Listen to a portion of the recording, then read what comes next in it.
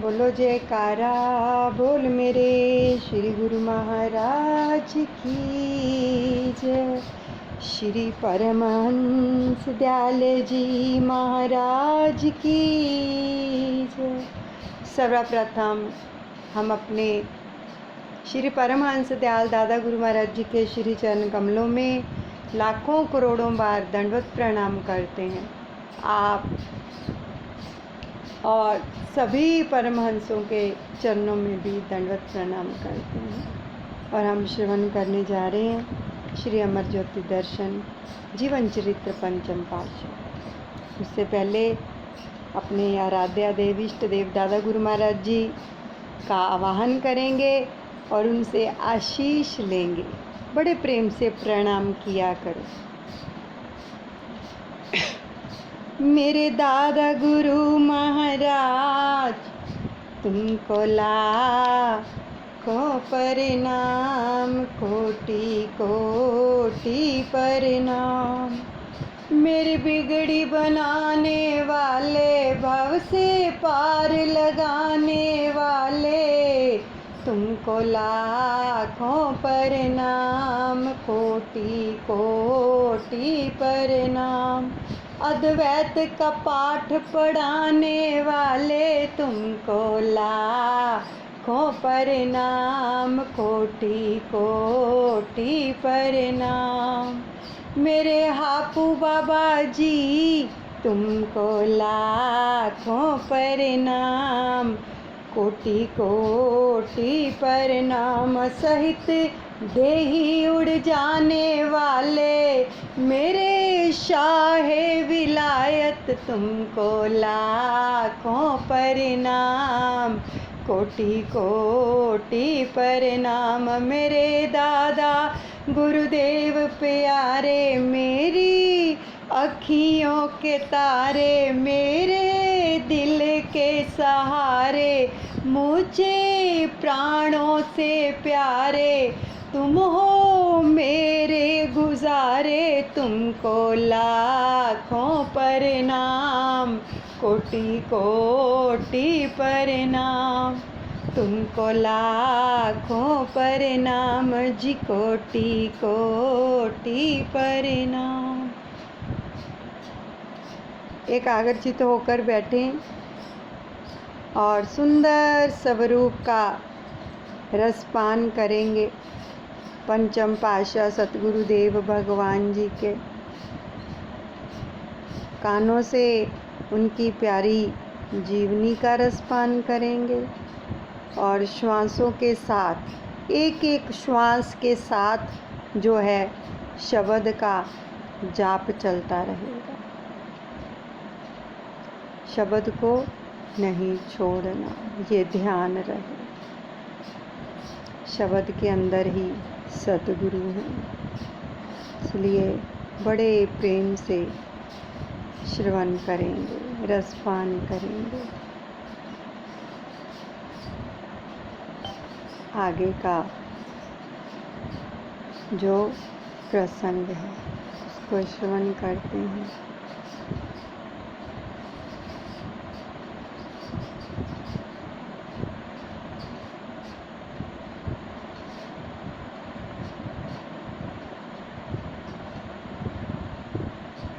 बिल्कुल शांत हो जाएं। श्वासों के साथ साथ नाम को चलाएं।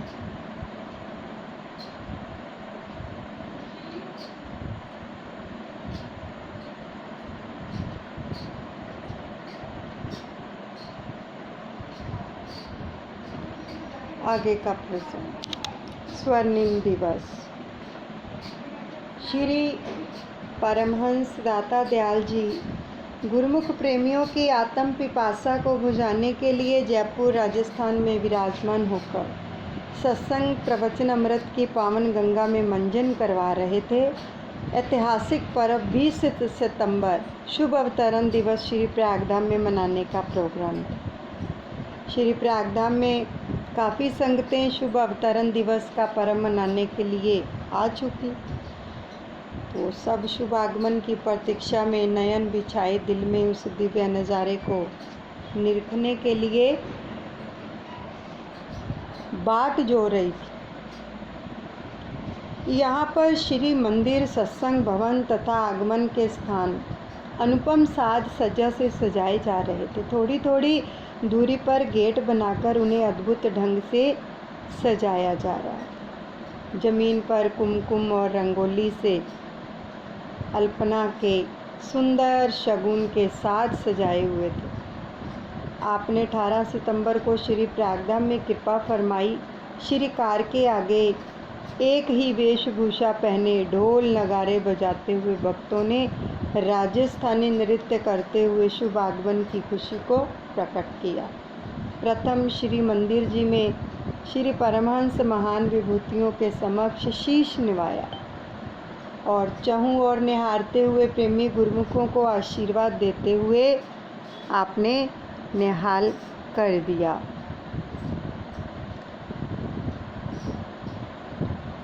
तो सबके चेहरों पर खुशी का रंग छाया हुआ था। सब इस दिव्य मनोहर दर्शन की मस्ती में झूमते हुए अंदर सत्संग भवन की ओर गए और इधर भक्तों की ओर से आती हुई श्री कार मधुर मधुर हॉर्न से सुरीला राग बजाती हुई हंस की चाल से चलती थी। उन्हें भगत जन अपना राजमंडल नृत्य आरंभ कर झूमते गाते हुए सत्संग भवन तक पहुँचे। सत्संग भवन के मुख्य द्वार पर ही श्री कार के नीचे उतरकर श्री चरणों से रंगोली द्वारा जो चित्रित अल्पना को कृतार्थ किया और दोनों ओर संगतों को मधुर मुस्कान का माधुर्य अमृत पिलाते हुए आत्म तृप्ति प्रदान की। श्री प्रभु जी सत्संग भवन में सुंदर सिंहासन पर विराजमान हुए और आपने फरमाया, सब प्रेमी कुशल मंगल हैं। सबके दिल में खुशियों का सागर लहलहा रहा था। यह किसकी बदौलत?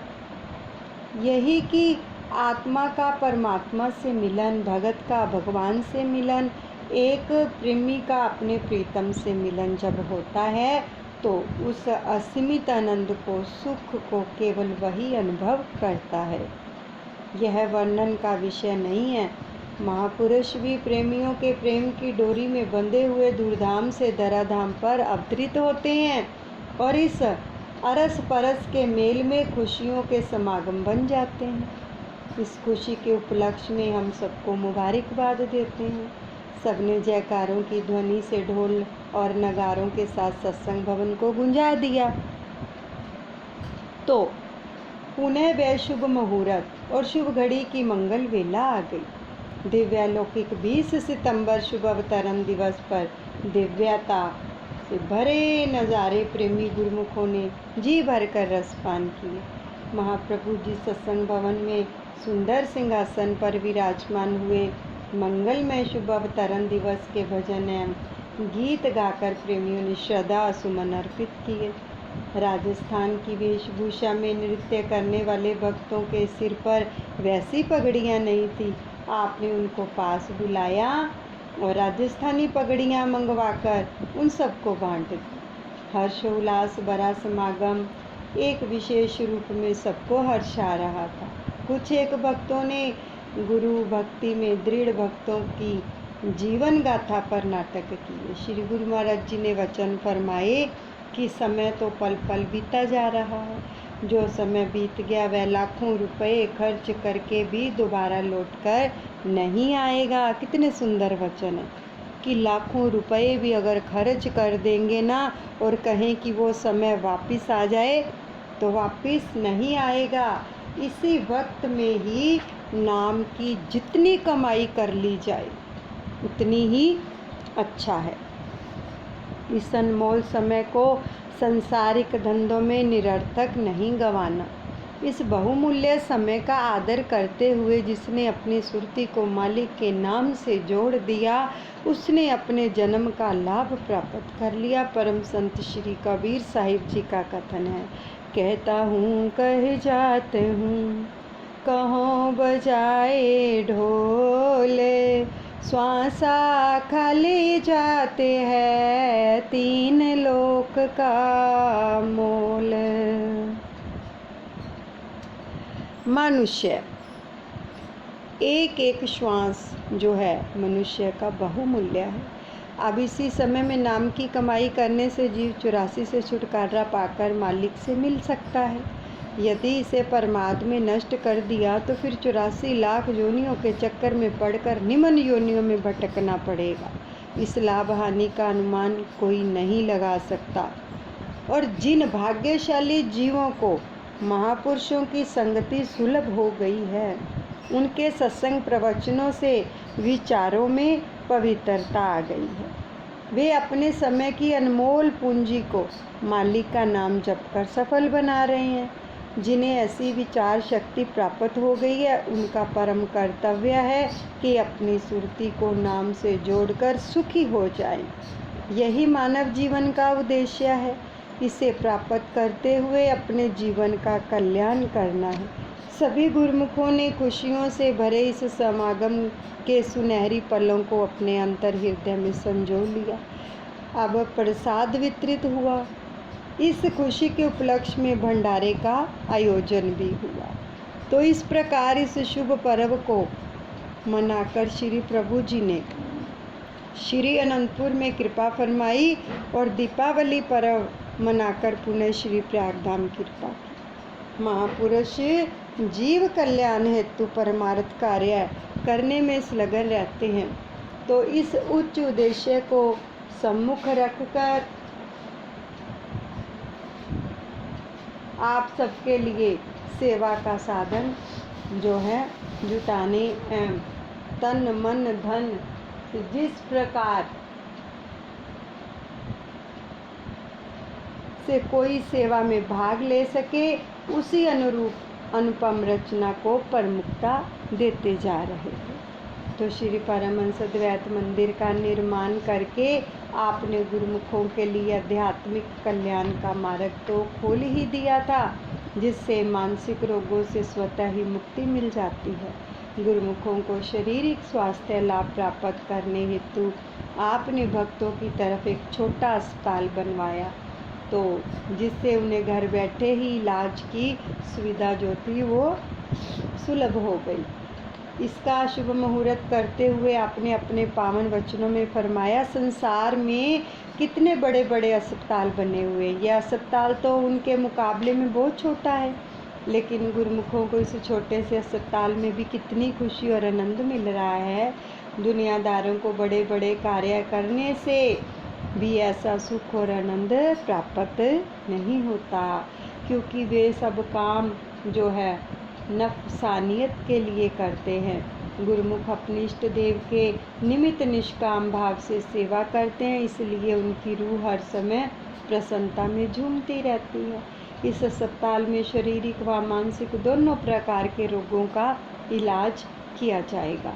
जिस प्रकार अस्पताल में शारीरिक रोगों के लिए टॉनिक इत्यादि दिए जाते हैं, जिनसे कि शरीर निरोग हो जाता है, इसी तरह मानसिक रोगों के निवारण हेतु महापुरुषों ने जो नियम बनाए हैं वे फुल पावर टॉनिक है। श्री आरती पूजा सेवा सत्संग भजन सुमरन और दर्शन ध्यान जो इन टॉनिकों को जितना अपने अंदर सजोएगा उतना ही अधिक लाभ प्राप्त करेगा। श्री वचनों और पावन श्री दर्शनों का लाभ प्राप्त कर गुरुमुख जन जो है निहाल हो गए। समय की मांग को देखते हुए आप श्री प्रयागधाम में निरंतर विकास करने में प्रयत्नशील थे। सेवकों की सुविधा के लिए और उन्हें सेवा के स्वर्णिम अवसर प्रदान करने के लिए आपने अनेक प्रकार के भवनों का निर्माण करवाया। कहीं पर स्थायी निवासी गुरुमुखों के लिए आवास स्थान बनवाए, तो कहीं संगतों के लिए लंगर भवन और कहीं पर स्नान गृह इत्यादि बनवाए। आश्रम का हर कार्य जो था स्वावलंबित हो, इस हेतु यहाँ पर बस ट्रॉली और अन्य वाहनों की आवश्यकता अनुभव हुई। श्री दरबार में सेवार्थ प्रयोग में लाए जाने वाले इन वाहनों की देख रेख तथा मरम्मत आदि करने के लिए सेवक स्वयं ही जो थे मैकेनिक कार्य में पारंगत हो सके और बाहर से आए हुए जिज्ञासु भगत सेवक का जो है सेवा का लाभ उठा सके। इस हेतु आपने भक्तों की ओर एक वर्कशॉप का निर्माण करवाया। इस वर्कशॉप का निर्माण कार्य पूर्ण हो जाने पर आपने यहाँ पर कृपा फरमाकर निज कर कमलों से इसका शुभ मुहूर्त किया और इस पावन बेला में श्री वचन उच्चारण किए। गुरुमुखों, श्री दरबार की जितनी भी कार्यवाही होती है वह सब जीव के कल्याण हेतु होती है और इसीलिए यहाँ जो भी कर्म होता है अर्थात गुरुमुखों से जो भी सेवा करवाई जाती है इससे सच्ची खुशी और आनंद प्राप्त होता है। उसका क्या कारण है? जो काम आत्मा के हेतु किया जाता है उसमें खुशी होती है और वह काम निजी काम कहलाता है। बाकी संसार में जितने भी काम है वे सब शरीर के लिए होते हैं। शरीर के निमित्त किए जाने वाले जो काम हैं उनमें खुशी का नाम नहीं होता, फिर जी चाहे सारी उम्र ही क्यों ना लगे रहें। उदाहरण के तौर पर इंसान को एक मकान बनाना है और उसमें जितना समय लगेगा उतना समय ही चिंता फिक्र करता रहेगा, तो इस कार्य में उसका स्वार्थ भरा होता है, इसलिए उसे इसमें मानसिक सुख की प्राप्ति नहीं होती। इसके विपरीत गुरुमुख जो सेवा करते हैं वह श्री आज्ञा को प्रमुख रखकर करते हैं। यह परमार्थ कार्य है, फिर वह चाहे मकान बनाने का हो अथवा लिखने पढ़ने का हो। उन्हें उस सेवा के आरंभ में और पूर्ण हो जाने पर आनंद व खुशी जो है वो प्राप्त होती है। गुरुमुखों को श्री आज्ञा के अनुसार जो भी सेवा मिलती है वह उसे दिलो जान से पूर्ण करने में संलग्न हो जाते हैं। अपनी ड्यूटी को हितचित से निभाना ही खुशी और कल्याण का साधन है। श्रीमद् भागवत गीता में भगवान कृष्ण जी वर्णन करते हैं, अपने अदना फर्ज की तकमील है राहे निजात, गैर के आला फरायज भी हैं पुर अज का ही शात। गुरुमुख जन गुरु भक्ति के नियमों पर चलते हुए श्री आज्ञा के अनुसार सेवा में लगे रहते हैं। अपने वक्त से पूर्ण लाभ प्राप्त कर अपने जीवन का कल्याण कर लेते हैं। और जो आज यह वर्कशॉप का मुहूर्त हुआ है, यहाँ भी गुरुमुख जन सेवा करके असली लाभ प्राप्त करेंगे और अपनी आत्मा का कल्याण करेंगे। इस प्रकार आप इस रचना को विशाल रूप प्रदान कर सेवकों को नित्य नई खुशियों से माला माल करने लगे। सेवक जन भी आठों याम सेवा में संलग्न हो अपने भाग्य मनाते हैं। उन्हें यह ज्ञात हो गया था कि इष्ट देव की प्रसन्नता को पाने का सर्वोत्तम उपाय यही है। देखा जाए तो हर रचना में हित और कल्याण भी तो सेवकों का ही भरा होता है। परमार्थ यात्रा जयपुर। श्री सतगुरुदेव भगवान जी श्री प्रयागधाम में विराजमान थे, तो जयपुर के कुछ प्रेमियों ने आकर श्री चरणों में विनय की कि श्री सतगुरु दाता दयाल जी जयपुर की धरती को भी कृतार्थ करें। तो हम आरती में प्रतिदिन जब पढ़ते हैं कि हम जैसे भाग्यन को गृह दर्शन दीना, तो उस समय पुरातन इतिहास स्मरण हो आते हैं कि भगवान भक्तों को किस प्रकार श्री दर्शन देकर आनंदित करते थे। अब हमारे दिल में भी एक चाह है कि हमारे भगवान जयपुर में आकर हमें श्री दर्शन दें। तो श्री प्रभु जी ने फरमाया कि जहाँ चाह होती है वहाँ राह। तो आपकी सच्ची लगन और अटूट श्रद्धा से हम अवश्य वहाँ पहुँच जाएंगे। उनमें से कुछ एक गुरुमुख जो थे रतलाम और कुछ एक कोटा शहर के थे।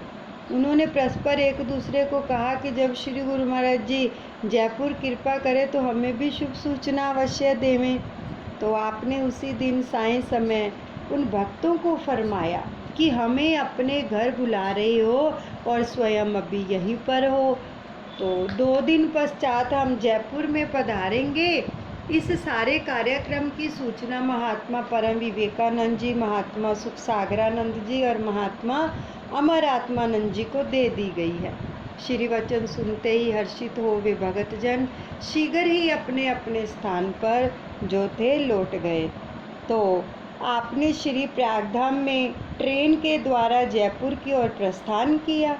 मार्ग में रतलाम के प्रेमी और अन्य काफ़ी संगत स्टेशन पर श्री दर्शन करने के लिए अपनी अपनी सेवा भेंट व श्री भोग प्रसाद लिए नयन बिछाई खड़ी थी। ट्रेन स्टेशन पर आकर रुकी। जरा अपनी आंखों के सामने लेके आए इस लीला को। सुमिरन चलता रहे श्वास श्वास में, साथ में ध्यान करें। तो श्री प्रभु जी स्वयं ही बोगी के दरवाजे पर आकर खड़े हो गए। इमेजिन करो, बोगी के दरवाजे पर आकर श्री गुरु महाराज जी खड़े हो गए हैं और मुस्कुराने लगे। सब भक्तों ने प्लेटफॉर्म पर दंडवत प्रणाम किया और श्री आज्ञा पाकर श्री दर्शन करते हुए फूले नहीं समा रहे थे। सबके हृदय में अनोखा प्रेम और उल्लास भर रहा था कि मन ही मन में विचार करने लगे कि इतने खुले दर्शन और फिर हमारी आंखों के सम्मुख खड़े होकर हमारी मनोकामना को पूर्ण कर रहे हैं। हम इसका आभार प्रकट नहीं कर सकते। कुछ प्रेमियों ने अपनी अपनी श्रद्धा के अनुसार लाया हुआ भोग प्रसाद एवं सेवा श्री चरणों में भेंट की। कुछ एक भक्तों को उसी ट्रेन द्वारा जयपुर में भी जाना था, तो एक गुरुमुख श्री प्रभु जी के अति दिव्य मुखमंडल को टकटकी लगाए निहार रहा था। हाथ में उसने आमों की छोटी सी टोकरी पकड़ी हुई थी। तो आपने उससे टोकरी मांगी और उसमें से एक आम का श्री भोग लगाकर उसके हाथ पर रख दिया। तो उसके आंसू थमने का नाम नहीं ले रहे थे। सब भगत उसके भाग्य की सराहना कर रहे थे। कितनी भीड़ में भी भगवान को अपने सभी भक्तों का ख्याल रहता है। उस प्लेटफॉर्म पर आते जाते यात्री व स्टेशन मास्टर व अन्य कर्मचारी इस दिव्य तेजोमय स्वरूप को देखकर हतप्रभ खड़े रह गए और आपने सबको समीप बुलाकर प्रसाद दिया। गार्ड ने हरी झंडी दिखाई और ट्रेन चल दी। स्टेशन मास्टर ने भक्तों को कहा कि ऐसे तो कोई संत महापुरुष यहाँ से गुजरते हैं, परंतु इन जैसे महान व्यक्तित्व वाला तो हमने पहली बार देखा है। तो इनकी जो तो लीला ही न्यारी है। धन्य हो आप सब भक्तजन जिन्हें पूर्ण महापुरुष भगवान मिले हैं। वास्तव में ही श्री दर्शन करके आत्मा में एक अलौकिक आनंद की अनुभूति हो रही है। और जो ट्रेन थी वो रामगंज मंडी होते हुए कोटा स्टेशन पर जा पहुंची। इस स्टेशन पर भी भगतजन जो थे वो बेसब्री से प्रतीक्षा कर रहे थे। धीरे धीरे रुकती हुई ट्रेन के साथ साथ जो संगत थी वो भागती चली जा रही थी। सब यात्री हैरान थे कि इतने लोग कौन से सम्मान्य व्यक्ति का स्वागत करने आए हैं। श्री गुरु महाराज जी ने पहले तो खिड़की में से सबको आशीर्वाद दिया और पुनः बोगी के दरवाजे पर आकर खड़े हो गए। समस्त संगत ने श्री दर्शन का आत्मिक प्यास बुझाई। यहीं पर हम सत्संग को विश्राम देते हैं। दादा गुरु महाराज जी के चरणों में समर्पण करते हैं। अनुचित क्षमा करें। बोलो जयकारा बोल मेरे श्री गुरु महाराज की जय। श्री परमहंस